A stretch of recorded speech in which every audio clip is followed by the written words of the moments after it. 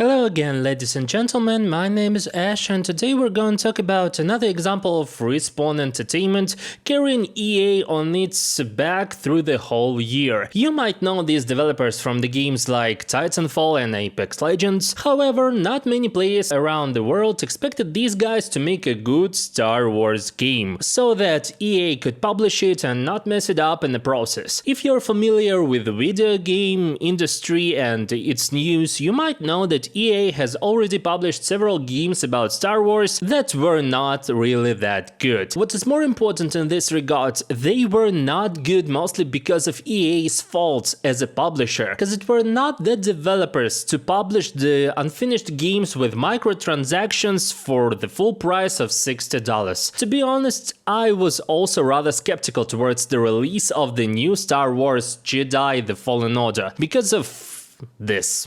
However, it turns out the game is actually good and delivers a really enjoyable gaming experience. Here in this game we are got to play as a young Jedi, Cal Kestis, trying to hide from the Empire after its order to exterminate all Jedi, which features and follows the events of the movie Star Wars 3. Eventually he joins forces with former Jedi Knight Sera Junda to find an ancient artifact that can not only ensure the survival of Jedi, but their restoration as well. Thus, Cal travels different planets in search of this artifact while fighting the Empire forces and various forms of wildlife. Basically, that's all the story you should know without any spoilers and details to understand what is happening in the game and get sufficient context for the gameplay process, which can be characterized simply. It's Metroidvania. Me, just like many other players around the world, expected the gameplay to have more similarities with the previous Star Wars action games like Force Unleashed maybe or Jedi Academy, where either arcade-ish or slasher-ish battle was prioritized more compared to the rest of the mechanics. Here it's the combination of exploration, platforming and action with bigger emphasis on exploration that resembles classic Metroidvanias. We've got several huge locations with several levels of access. With each ability Cal receives, he can travel the areas more frequently, unravel their secrets and fight new enemies as well. The combat here is fast-paced and based on dodges, blocks, more than on hit combos and abilities. If you played Sekiro Shadows Die Twice, you might find certain similarities, just like with the exploration aspect of the game. I cannot really say that the combat here is the strongest selling point for me, but it was performed on a decent level, making all the blocks, dodges and parries satisfying and creating the feeling like I was holding the lightsaber by myself. Of course, the repetitiveness of combat is there and sometimes makes the whole experience stagnating, but I cannot say it was that much of a deal. However, you might also tweak the difficulty level of the game like higher. If you play action games on a frequent basis and regularly, do not choose easy or normal levels, you'll most probably lack enough challenge. For me personally, hard level of difficulty was like the most suitable one because it was a step easier than the combat in Sekiro, while the bosses sometimes gave me hell, creating the required,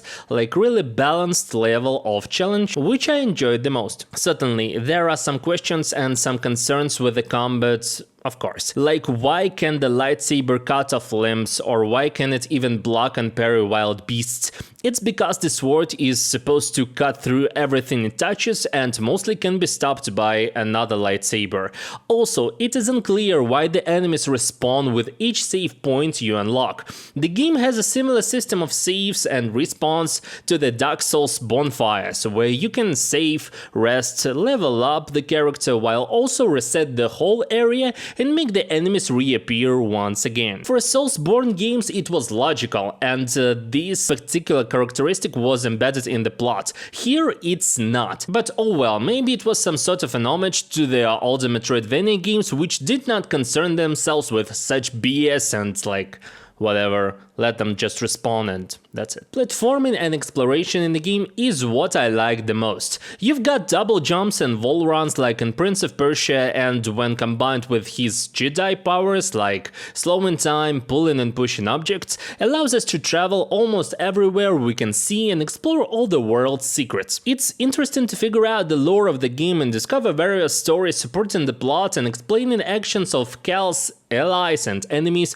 while also giving helpful info for the battles. And all of this stuff is performed by BD1, Cal's trusted droid that helps unlocking everything that's locked and scan everything that represents even slightest interest. It also provides a detailed map of the area that automatically highlights all the areas you've traveled, all the locked and unlocked zones that make traveling and exploring so much easier. Of course, this somehow defeats the major characteristic of Metroidvania genre, being like suddenly lost and not knowing what to do. But here it just saves time and doesn't allow the exploration process to stagnate. So, kudos for that. At the same time, you won't really get that much variety in combat, because the lightsaber will remain the same. There will be no upgrades with the lightsaber. The combos are quite limited, and you don't have that much of Jedi abilities to use them aggressively. However, it might be a good thing. When you've got a limited number of tools to play with while having various types of different enemies, you can get creative, because you're always required to adjust to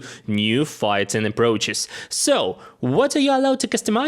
Cosmetics, of course. You can unlock different color patterns for your ship, for your droid and for your outfit. I liked most of them as they introduced somewhat fresher look on our characters, but I'd appreciate different outfit designs as well. It wouldn't hurt to have Cal unlock real Jedi or Sith robes or other outfits worn in the Star Wars universe. The sword customization is also cosmetic. While it is not that cool and really noticeable to customize the handle of the sword and choose the beam color only in the late game segments, we could have been introduced some other designs, like for example Kylo Ren's sword or Second Sister's spinning sword or any other type. I believe it would have been a better choice in terms of customization, but I won't lie, having a single, double-edged and pair swords is awesome already. Having the ability to switch different types in combat is a much better thing than cosmetics at the end of the day, and thanks for that. So, what do we have in total? A decent story with adequate characters and dialogues that don't make us cringe each time they speak?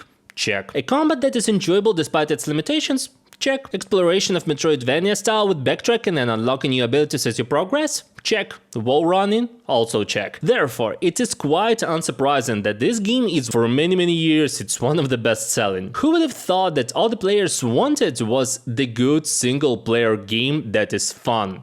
And it is for me as well. Of course, the game could have been better, have more aggressive and slasher type combat with a deeper system of customization. However, I believe it's hard to deny that it exceeded expectations, at least mine. Therefore, it's 4.5 out of 5 for me, and definitely one of the best games of the year. And now that's it for today, thanks for watching. If you like this video, please give it a like, and if you're here for the first time, please consider subscribing. Leave a comment about whether you play this game or not, whether you like this or not, and about what should I review next in my future video. Also, don't forget to check my Twitter and share your thoughts on Twitter, you'll find the link in the description below. And now that's it for today, thank you once again, and I'll see you in the next one.